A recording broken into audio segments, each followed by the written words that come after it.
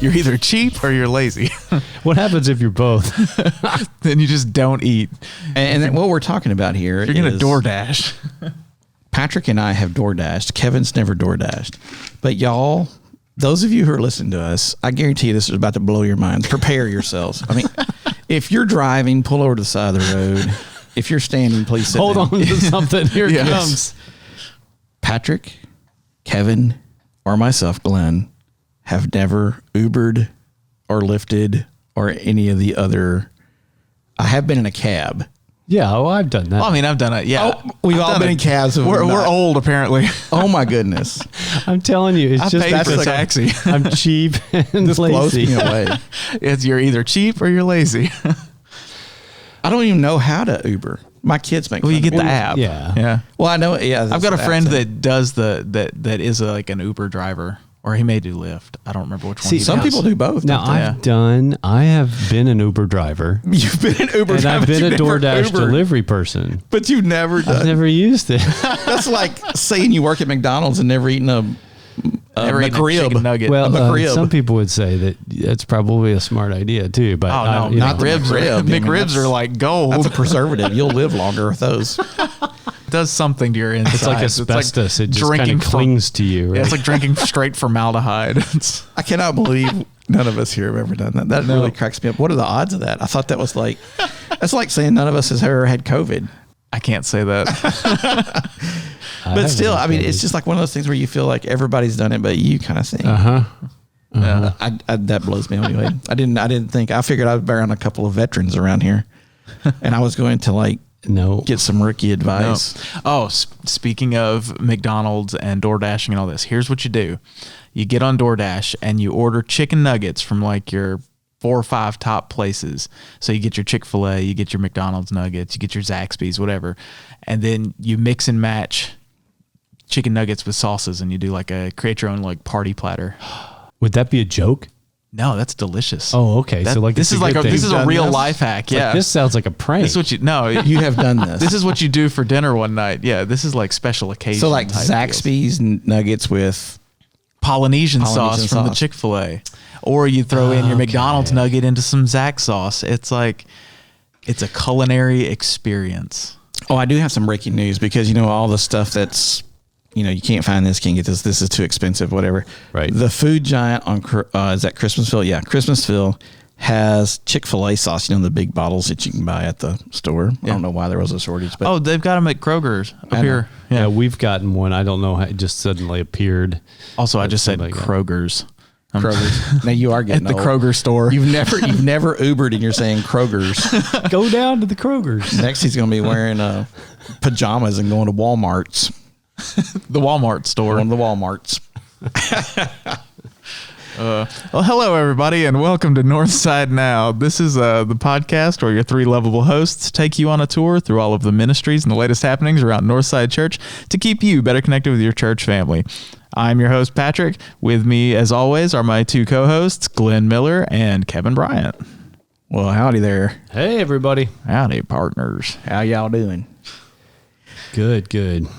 That's funny using that voice, the whole country. I mean, I don't think I have an accent, but people say I do. But I didn't think I had an accent until I started listening back to this podcast. Right. And it's like, I've got to do some work because I didn't realize I was as country as sometimes I slip more into it and I get a little more country. Yes, you do. But we were talking before we started about Weird Al Yankovic and all the songs he does, and he'll play the characters and he'll like really get the accents good. And, he's just a good comedian in a weird way, but I really appreciate people who could do the multiple voices. We could pull some characters onto this podcast. Oh yeah. That might be a good idea. Do I start working on a character? Could be. We could have us we have to be careful with this. I know we might get into some trouble. Somebody. Yeah. So that's your homework, guys. You gotta work on a character. Go work on a character. I got it. No, I'm just kidding. So what else is going on in Patrick Land? In Patrick Land, we got the wedding. That's all that's happening right now. Between that and Well, here at church, I'm trying to get like 3 weeks worth of stuff done in 1 week so that I can leave for a honeymoon for a little while. And we're Wait a second. we're on when the is this countdown happening? right here. The wedding is this weekend. Yeah. oh no, Yeah. Are you aware of this, Patrick? no, because we're recording this in the past. But we are now in the future. Oh, wait, the time stream continuum is collapsing around me. There's a DeLorean in the parking lot, in case you didn't know. Great Scott. Yeah, well, it's finally we've talked all these many months about it. And Here it it's is. finally going to It's happen. anticlimactic. We're going to have to re-record the relationship podcast now that Patrick and Elizabeth are married. Once we are back from the honeymoon, we can sit What down have and you learned? impart with you all of our newly found marriage wisdom. You know, I like that idea. It's like the Friends reunion. It'd be great. Let's do it. Botox. the Oh my reunion. goodness. The friend, did you watch it? I have not. Have you seen it? I haven't seen all of it. But It's really pretty fun. Elizabeth has watched it and Yeah. has told me all about it, and I've watched pieces of it. So I watched haven't gotten to it watch with all of Barbie. I liked Friends when it was on, but I wasn't like, a Friends purist, Fanatic, or yeah. like people are with The Office and different stuff. Right. Never really gotten into any of those. I really did like it though, but that was fun. That was neat to listen to those stories and watch them and see, because we've seen them in different things. That was cool. Yeah, I do like to watch those things where they tell you sort of a little bit of not necessarily all behind the scenes, but that kind of stuff. And I remember I watched it pretty regularly, and then when I actually got to go out to LA for a little while, it was part of school class, I got to sit in on a taping. Oh, that's cool. So that was a lot of fun. Which episode was it? It was the one, well, I think there were several, but the episode was Ross and... It was the one where he was trying to move the couch. No, it's the only part that I really remember really strongly is Ross in a car with the monkey, and Chandler might have been in there, might have been Joey, I don't remember, but there was a scene where there was a monkey involved. Yeah. That monkey that showed up, I don't remember whose it was, but and they had a hard time. The monkey didn't want to do what it was supposed to do in the taping, so they just had to do it over and over and over. But it was fun being in a studio audience. I think in the reunion show they talk about that. Do they? Yeah, they talk about the deal with the monkey. Yeah. Because Ross was talking about how it was just getting on him all. It was like sitting on him and just all over his head and stuff like that. Yeah, they talk about that. It's actually pretty funny. Yeah. You need to stop and think about it. You're an actor, and I've seen the deals of the news people that deal with animals and stuff. And, David Letterman would always, and Jay Leno would have those zoo guys come out. And, Oh, yeah. I watched Tiger King. Yeah, so you know all about it. I know all about it. I always enjoy watching, speaking of those shows, when Jack Hanna comes out. Yeah. Because you just never know what's going to happen. Well, there's that guy that was on the Tiger King, was the Doc Antle from South Carolina. He's been on a lot of those shows. He does a lot of the Hollywood animal wrangling. Anytime there's like a tiger in a music video, I think he did like some Britney Spears music videos or whatever, but he was from South Carolina where Elizabeth's from, and well, not exactly. He's more in Myrtle Beach area, but she'd been to a couple of his things before and seen the tigers and stuff when he was out at Myrtle Beach. Wow. Before any of that Tiger King stuff happened. So Goodness. I just breaks my heart to think that actually got to be a thing because of COVID. Oh, well. simpler times. Simpler times. Yeah. Simpler times. We are whipping up in here pretty quick to 4th of July. Yes, right So- around the corner. My favorite, what was your favorite firework when you were a kid? I probably when I was a kid, those would be the big ones that then drooped down. It looked like they had lots of fingers that lasted for a long time, and that's probably the ones. I didn't hate the loud boom. I didn't love the loud booms. Yeah. See, if we're just watching them, I really liked the loud booms. The louder was, I wanted to feel it. Now, I really enjoyed like Roman candles and bottle rockets because I was allowed to get those, and then I could shoot them at people. See, we were not allowed to And do that. Have It was Roman off-limits. candle wars. Yeah, we did that. Go out in the back and have Bottle Rocket Wars. Did you ever make a bottle rocket launcher Oh yeah, Out of a bottle. or whatever? PVC pipe. Yeah, we did that. Yeah. I got pretty good. I haven't done it in a while. I need to see if I still have the technique. But I could flip it up into the air, and then it would shoot straight down on people, so that if they were hiding behind their whatever barricade, I could throw it up in the air and it would shoot down on their heads. Yeah, I got pretty good. That's Y'all never had Bottle Rocket Wars? well, No. where I grew They up, hurt, but where I grew up. Now the Roman candles, yes, we did, but bottle rockets were outlawed for a good while when I grew up because of fire and stuff like that in Texas. And Kids, do not try this at home. no, not at all. Listen to what I say, not what I do. Yeah, right. well, they're newlyweds. They don't have kids yet, so That's true. he's getting there. When that happens, my kids are gonna be so weird. I'm gonna love it. I love the old, the old standard firecracker, or the big, ones that would explode underwater, stuff like that. They don't. What are the MD-80s. MD? Yeah, that's what I was trying to think of. You can't get those anymore, can you? Well, they have them, but I don't think they're made out of the same stuff they used to be made out of. That's one of the weird things. You ever go to Nicaragua, they use like the real stuff down there. they? And there's like boom. But, there wasn't a crawdad hole safe during 4th of July and stuff like that. Yeah. Or we'd drop little firecrackers down there and see if anyone come scurrying out. But, I remember, I just remembered this, the little things that would burn and make the carbon snakes. yeah. Or the ones that you'd light and they'd be the screamers that would go. Yeah. Those are fun. But we never were much of doing them ourselves in our neighborhood. There was somebody that always bought a bunch. So we'd kind of walk down the street and watch them happen, but we never grew up doing that. We usually went to the, like the fairgrounds or whatever to watch the big ones, which we always loved. My grandparents lived out in the country, so we would go out to their house and do them, and we kind of did a mixture of all of it.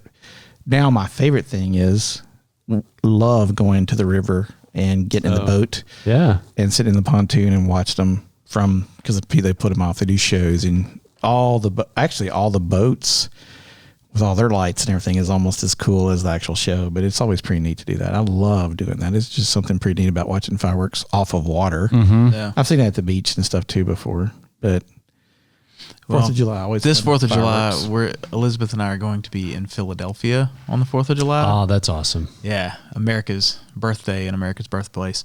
But we're going to try to check out a fireworks show while we're there. Yeah. I bet they're pretty awesome. Do y'all have any good 4th of July plans? I will be doing the river thing. That's Nice. what we'll be doing because I love it so much. Yeah, I'm not sure what we're going to be doing. Hopefully we'll America. have some food and do maybe a little cookout like stuff. That's what we usually try and do and take it easy. But I love that every American holiday is just an excuse to eat. There is not one that's why I love America. Wrong. That's not wrong. That is true. I mean, I love it. What do you think they'll ever, the drone shows and stuff are getting to be really popular. That's true. You think they'll ever take over the fireworks thing, or do you think it'll still just be man and fire just will have an explosion? I think there's always that primal connection between man it's and a fire. love-hate relationship fire. I don't know if I want to be around if there's not like hardcore fireworks. Yeah. I mean, just I don't know. I can see drone people lights, LEDs, raising a stink that fireworks aren't safe or they're not whatever good for the environment. Everybody just go outside and watch Starlink go across the sky. That would not be as much fun, I don't think. So you talked about boating. Mm-hmm. Did you grow up doing that when you were younger? Yeah, we grew up, but the difference where I grew up on boats was always at a lake. You didn't. And the difference between a lake and a river, the river, you go places, there's things to go see. Right. That was really weird to me when I first came out. I thought that's not going to be much fun because rivers where I grew up was an inner tube. Oh, the down lazy float kind of stuff. If you were lucky enough to have that much water. Right. Most of them were just creeks that would flood when it rained. But But yeah, or they were just really nasty, gross. You wouldn't want to do that. But it's pretty neat to be. Texas. Ugh. Well, water is not the same as it is here. No. So it's a little scarcer out there. it's a little scarcer. But without the lake, and you just don't go anywhere. I mean, you can go to the other side of the lake, but what fun is that? I mean, so we did grow up boating. Yeah. We didn't pick that up, and my dad always had growing up, but or at least high school on, I guess. But we didn't do that until I was maybe middle school or so. So the only outside of that, the only water things we did were pool, or the neighborhood pool or whatever. But that was part of summer. Yeah, was doing boating things, and his boat is an old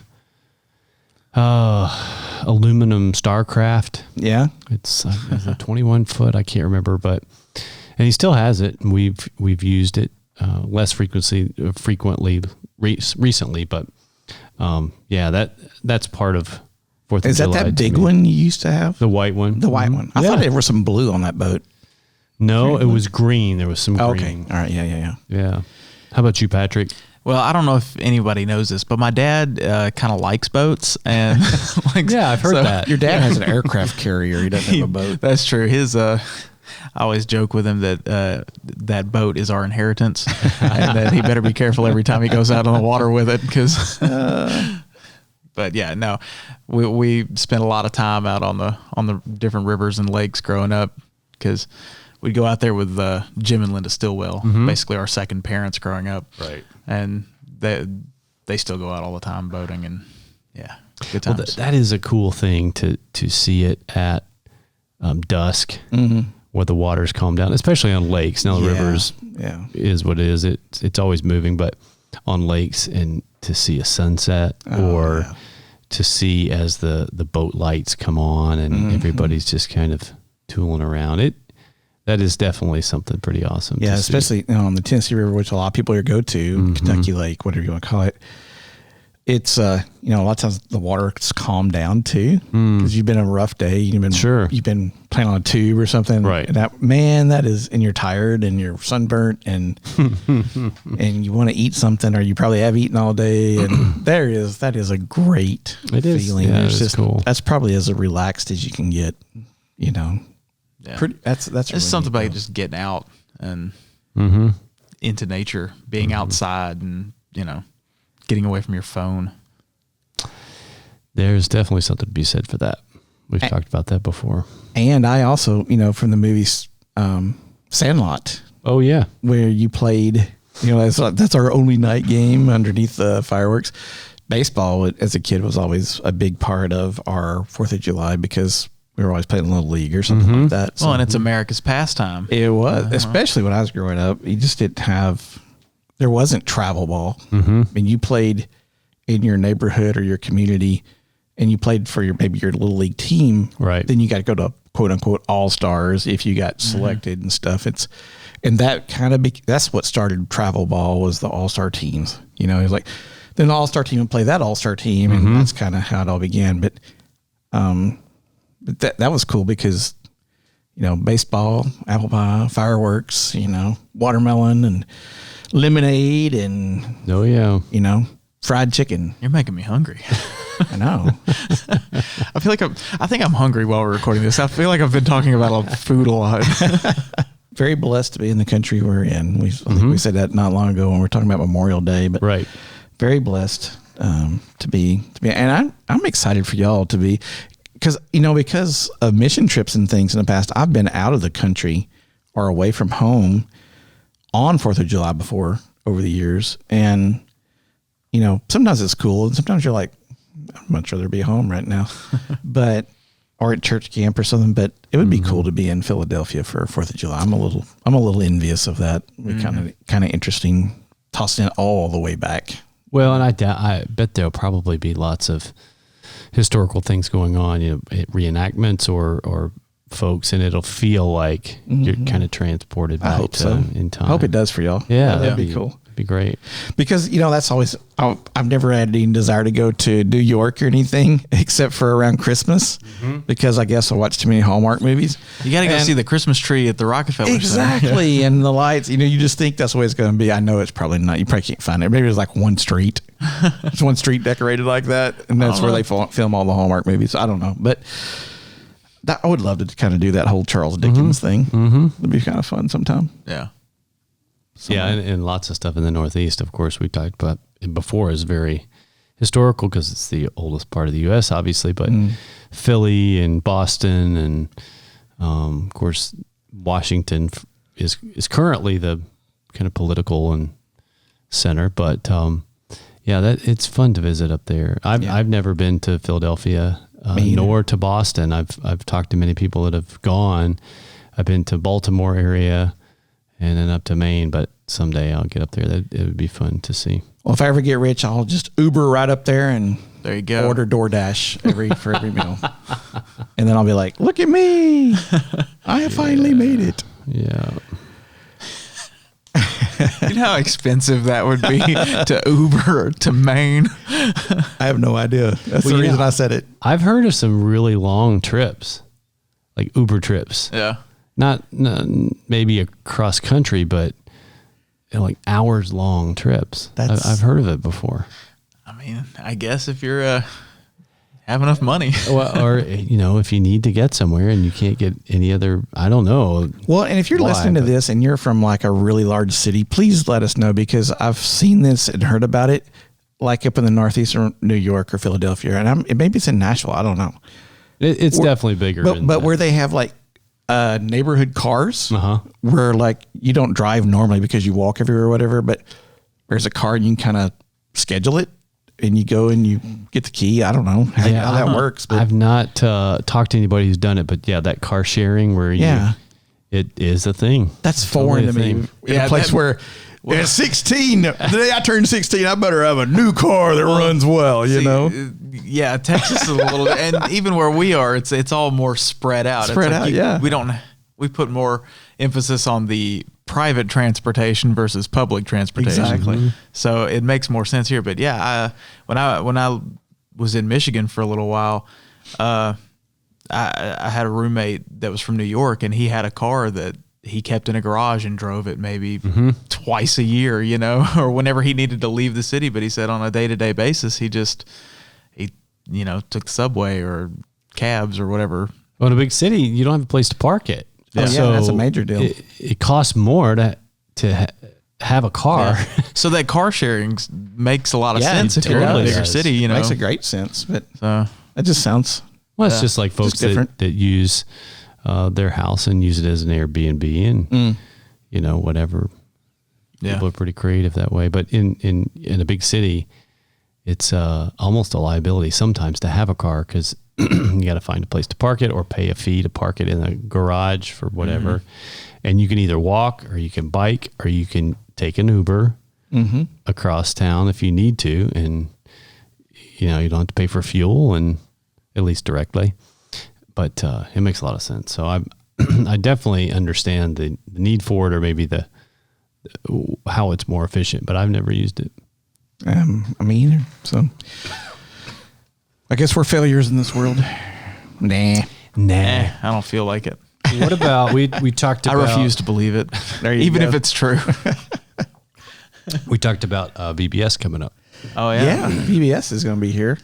I am very glad I did not live in the Middle Ages. Yeah, for sure. I'm not real sure I would have enjoyed that as much without electricity. Yeah, no, people talk about time travel, and it's like, oh, when would you want to go back and see? And it's like any time before 1930, I'm out. Because they didn't invent toilet paper until the late 1800s. And then they didn't invent splinter-free toilet paper until the 1930s. So what about deodorant? Splinter-free? Old Spice. No, I mean, that's one thing, but I'm not wiping with anything that's going to give me splinters. Yeah, that would be the new marketing campaign. New and improved, splinter-free. Oh, yeah. You can Google ads for splinter-free toilet paper that they ran. Is it those bears? It was before the bears. But yeah. I had not thought about that before. And then even before the 1800s, it was like you used a corn cob or something. Well, and the catalogs. I know that was a major thing. Oh, yeah, the Farmer's Almanac or whatever. They'd come with a pre-drilled hole for your outhouse. Yeah. Wow. Why do I know so much about Times this? have changed, haven't they, guys? You have spent a lot of energy and effort here. I feel bad that I know Well, I think you're probably the evolution of toilet paper. Yeah. You're a fan of the Renaissance. You can fair. see my priorities. This is gone off the rails. And how many people actually lived in castles? The wealthy ones. Minute amounts. The rest of them probably were in like some kind of thatched hut or something, maybe. If that, probably. Yeah, you stop and think about that. And yeah, there was definitely a dark time. Yeah. Man, they should call it that. I think. Yeah, like maybe like Dark Age. The Dark Age. Dark Age. That would be good.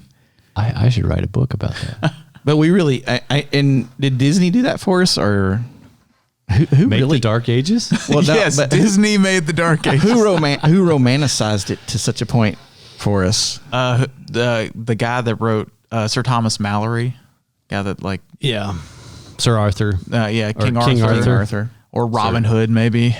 Yeah. Anything that came out around that. Knights of the Round Table. Yeah, I feel like that kind of. Well, Disney had all their princesses were in castles, and all that. The castle became kind of the cool, and of course, it's part of their big logo piece all that. But 100%. Yeah, and I think that obviously, you look at the UK, royalty is still the monarchy. Thing. Just how much of the world consciousness it takes up. Mm-hmm. Yeah.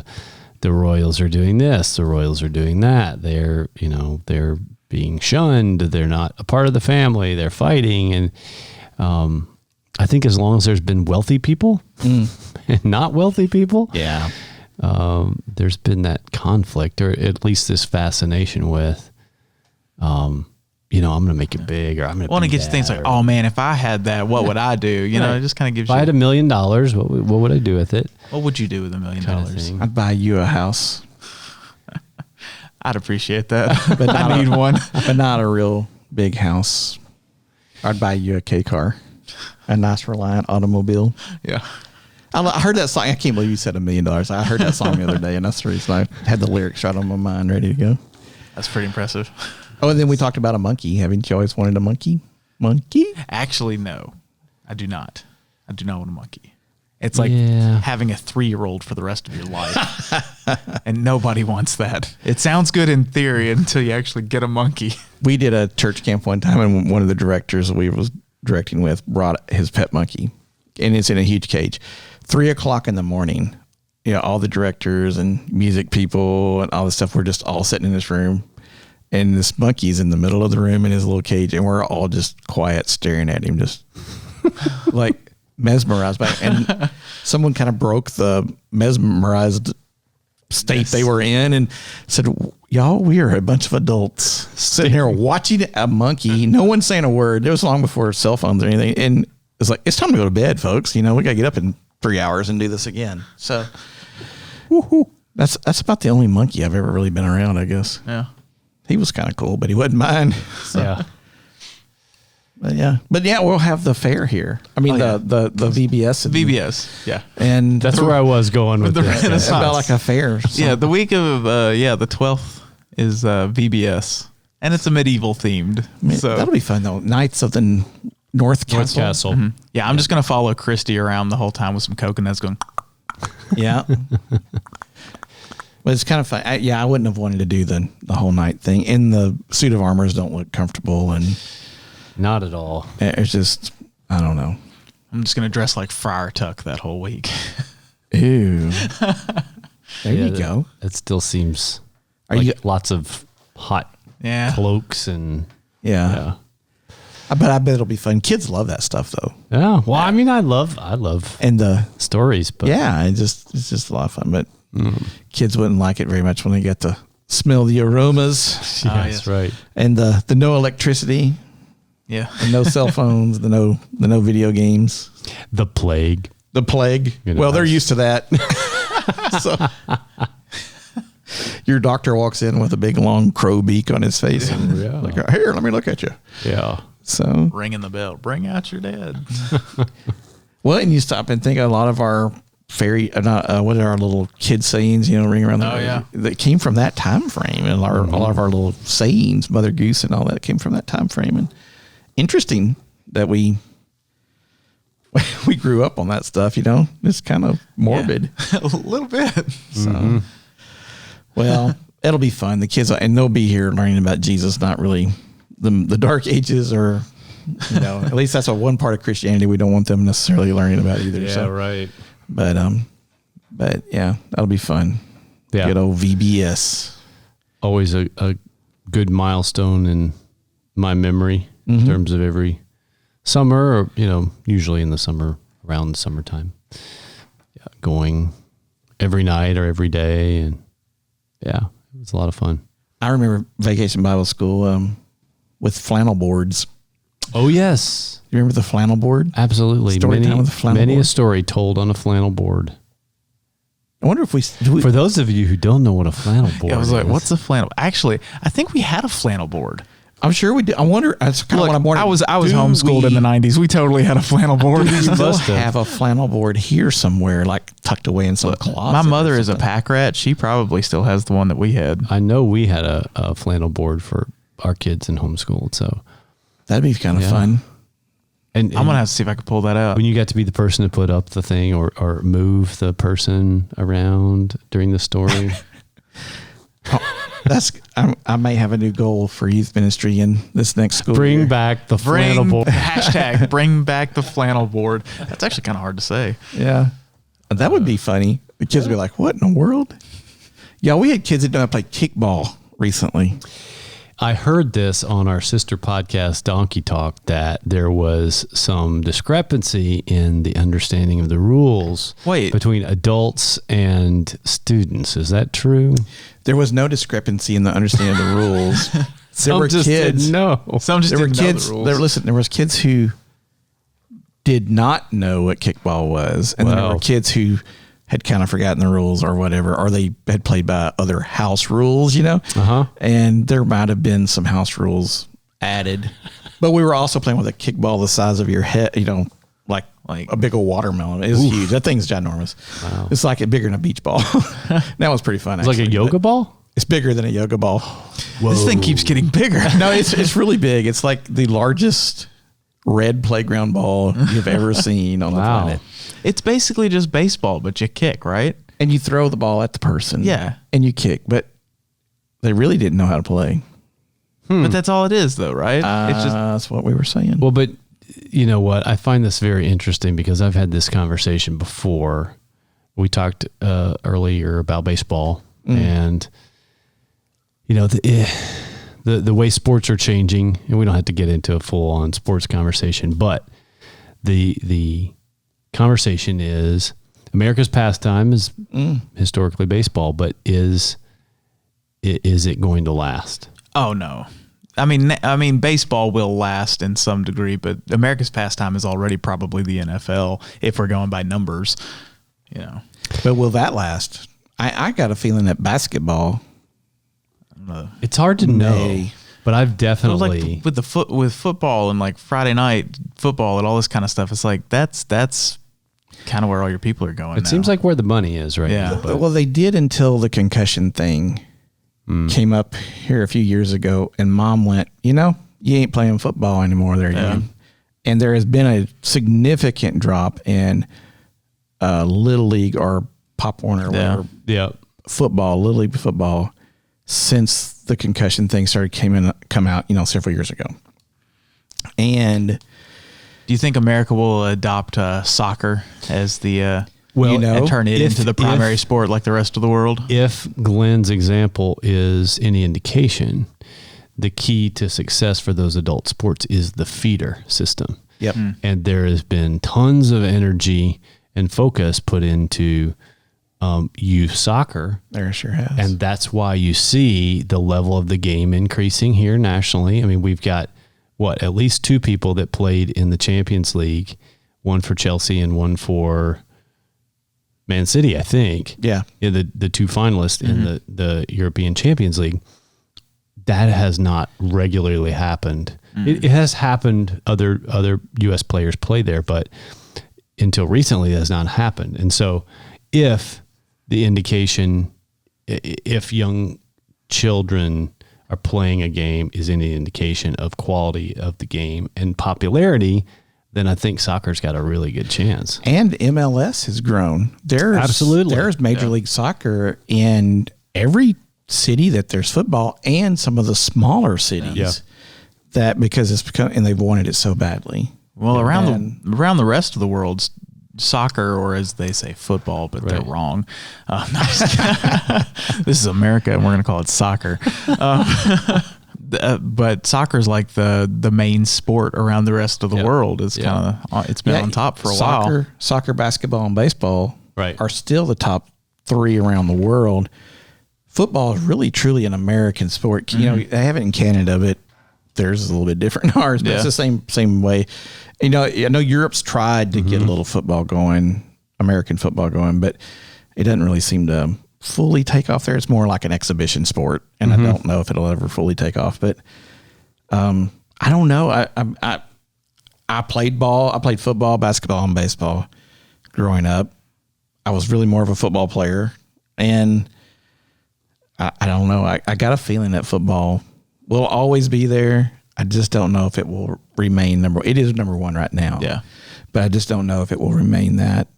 I feel like basketball is really pushing hard, but I think politics has really gotten into basketball, like it has all sports. Yeah. But I feel like basketball's taking the brunt of that for, I think, all kinds of different reasons. But maybe a lot of outspoken people in that world too right now. I don't know. But yeah, it'll be interesting. I know there's been some outspoken soccer players too. Absolutely. Well, I mean, there's outspoken football players. There's, but soccer really went through a big political season way back. I remember Irish and IRA and all that. I remember that there's a lot of soccer involved with that. And they were doing bombings at stadiums and stuff, and that's long before it came to America really, but it will be interesting. I think this are really good. And what games kids grow up playing. We did wiffle ball not long ago here. I mean, they know baseball. Like thank goodness we'd played kickball. They kind of figured that part. But, and I was like, I wish we had a cork, because we could take this down one more level to hitting a cork with a broomstick. Yeah. Right. And those were the things that kids did because they had to pass time. And that's the games those games ended up at school or vice versa in the neighborhoods on the street. And, the kids were loving it though. They were having a big time with it. And so it's kind of interesting to see. I don't know. It will be interesting to watch over the next, 30, 40 years to see how children and recreation develop. Yeah.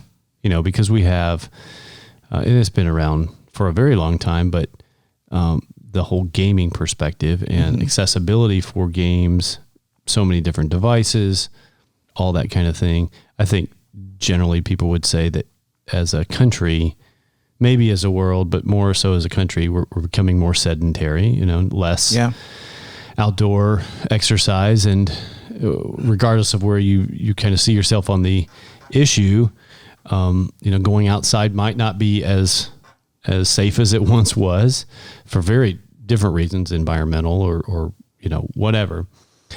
So it'll be interesting to see how things change. And I think since you bring that up, what sport are we going to develop on Mars that's going to be the Mars sport? Well, maybe drone flying or something. Drone racing. But I think Kevin brought up something. Battle bots, but they're drone fights. Come on, that's already happening. But it's amongst the countries up there. Remember? Oh yeah, that's true.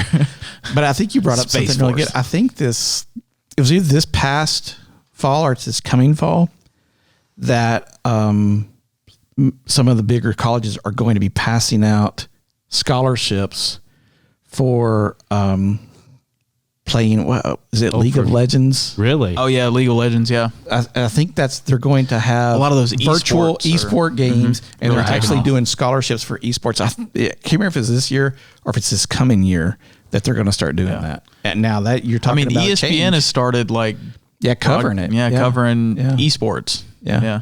Wow. No, I've heard a little bit about that and seen a couple, not full on competitions, but some coverage about, people are professional gamers. Before COVID, I had a friend that went to one of the matches and like sat in a stadium with a bunch of people to watch these guys play. Wow. And that might be, man, I don't know. It's hard to kind of think about. But eventually we're all just going to be plugged into a big machine and it's all going to be virtual. Like Avatar, and just plug yourself in. It's going to be like, we're going to put on our haptic suits so that we feel everything, we see everything. It's all virtual reality. Well, and that's, I wonder if the films and books and things that envision the future are influencing the future, of course, or just sort of visioning the future. Is it chicken or the egg? Well, it's back and forth. It's always been like that, though, because like Jules Verne wrote 20,000 Leagues Under the Sea before there were submarines or scuba divers or like any of this kind of underwater travel.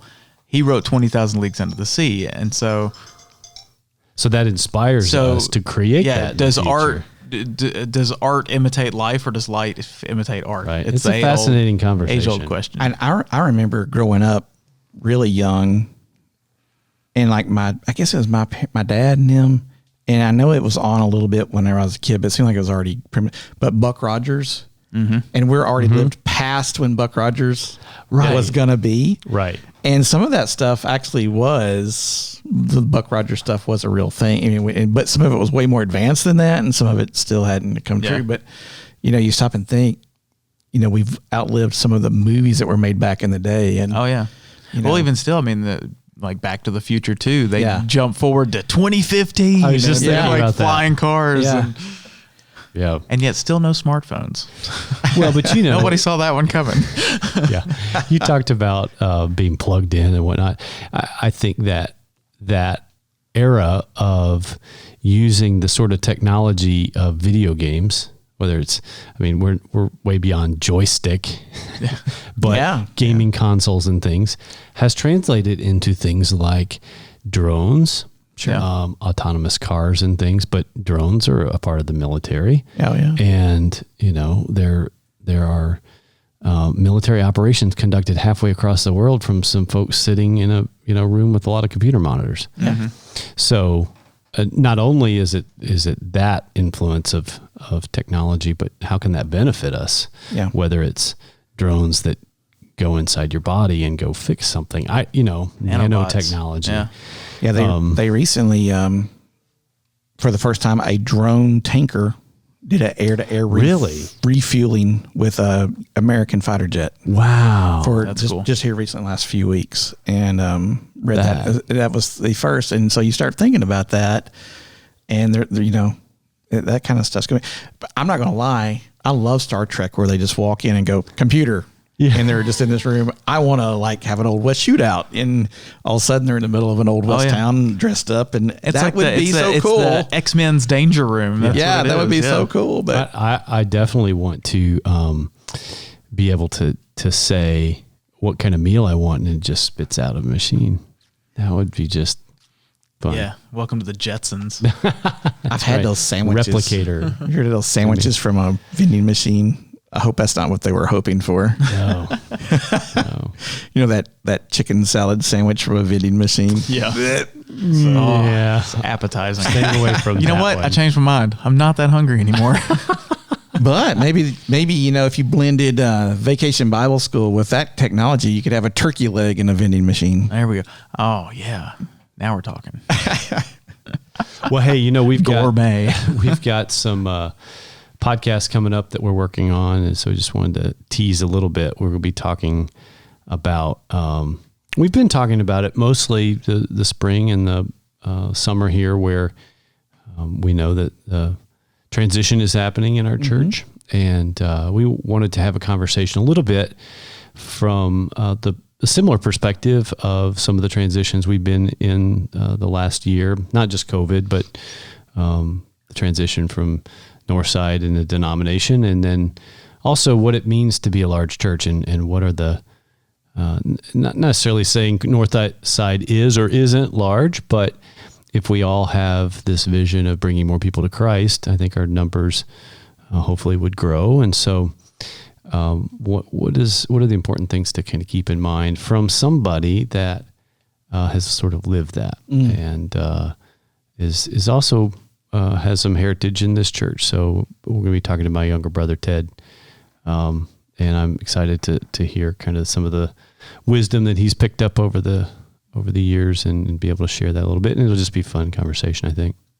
Yeah, we're looking forward to that, and hopefully have a conversation with some of our board of directors and elders leaders. Right. Hopefully they can come soon and visit with us and kind of tell us what kind of timeline we're on, or if we're close to having that new pastor and those kinds of things. And, August is going to be really busy here at the church. I know we're doing green sheets, right? Green sheets. August, yeah. So we're starting our outreach campaign in August, and we've got a lot of stuff coming up. So time for everybody to kind of, for you to, those that may not know about Green Sheet, being able to really consider where you can plug in and where you can serve and use your skills and talents.